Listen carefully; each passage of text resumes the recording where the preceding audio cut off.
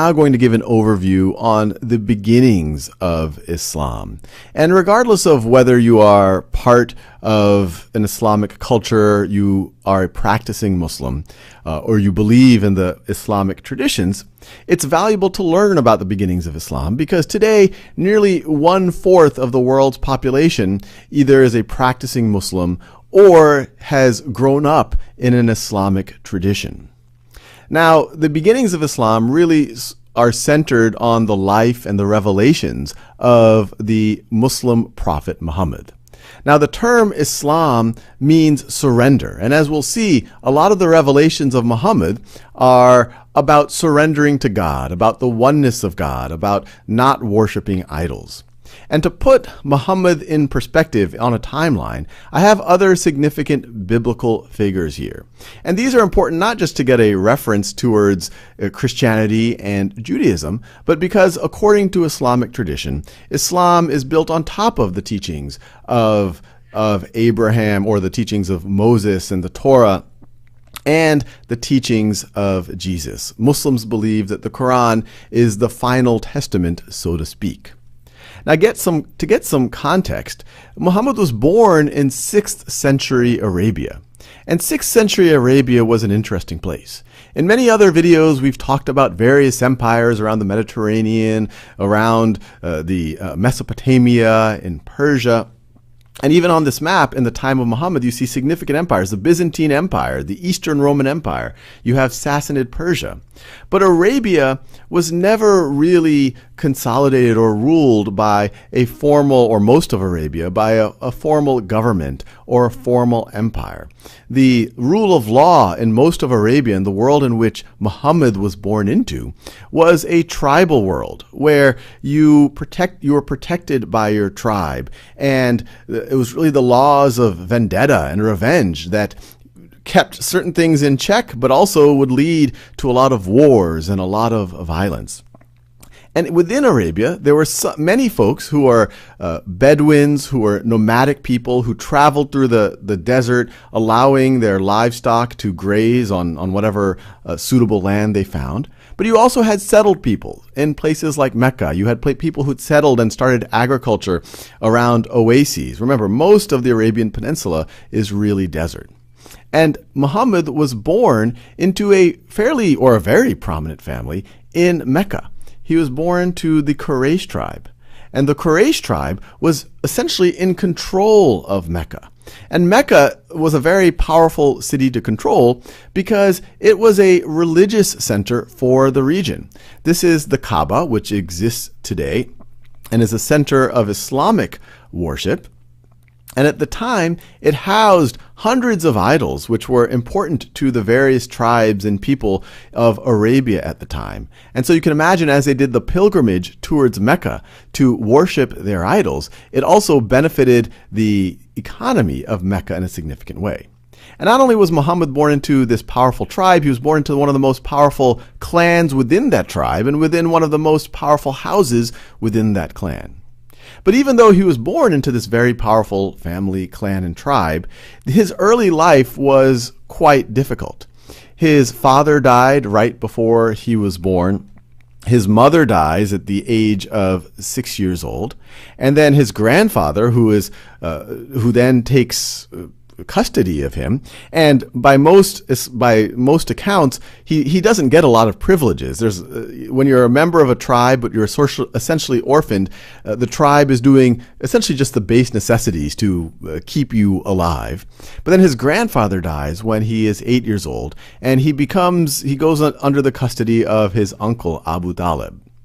Now, as he grows older, he does learn a skill. He essentially becomes a merchant. He goes on trading journeys with his uncle Abu Talib to places like Syria. And as he does that, according to Islamic tradition, he gets a very favorable reputation. He gets these titles like Al-Amin, the trustworthy one, or Al-Sadiq, the truthful. Now, he continues doing that until the age of 25. At 25 years old, something very interesting happens. A very wealthy widow, arguably one of the wealthiest people in all of Mecca, who runs a vast trading enterprise. Khadija, who is 40 years old, she employs Muhammad, and apparently is so impressed by his honesty, by his ability to be trustworthy, that she proposes to him. And remember, she's 40, this would be her third marriage, and he is 25, and he accepts the proposal.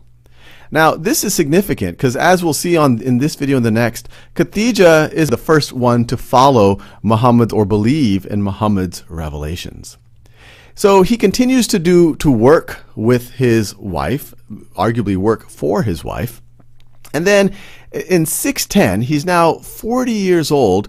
He is praying in a cave on the outskirts of Mecca. And while he's praying, he is purported to get his first revelation from God, according to Islamic traditions. And that first revelation, and this is the mountain where it is purported to happen, the mountain of light, Jabal al-Nur. This is the cave Hira.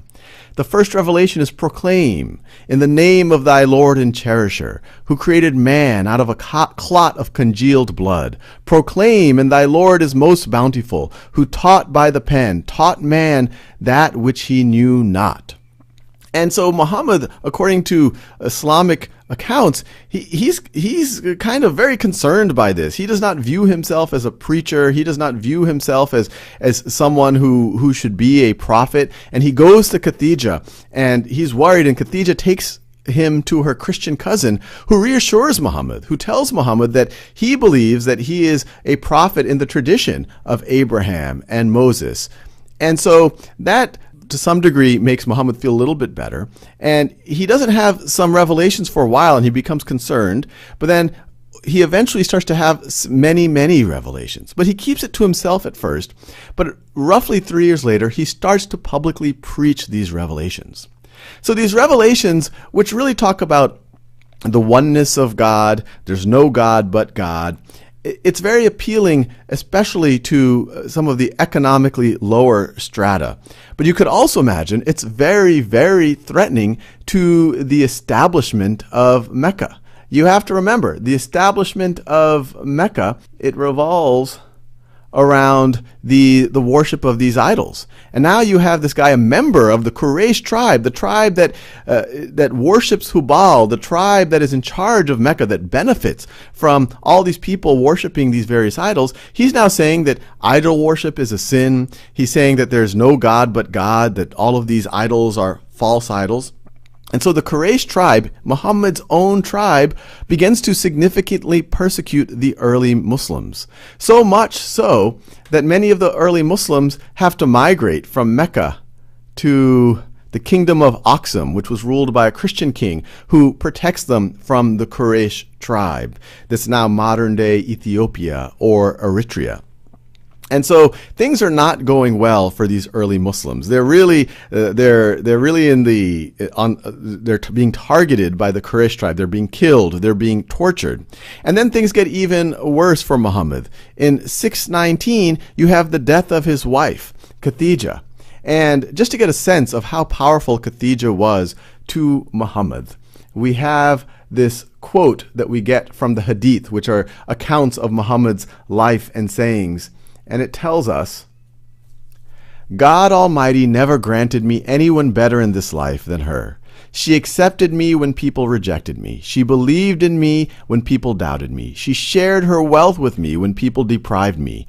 And God granted me children only through her. This is, once again, according to the sayings or the life of Muhammad as accounted for by one of the Hadith. And not only did his wife, who up to that time was his only wife, die and was a significant figure, but in that same year, his uncle also dies. So you can imagine this year, 619, often referred to as the year of sorrows. It's a fairly low point for Muhammad. He's been preaching he's been getting these revelations and preaching for around 9 years now, and things are not looking good.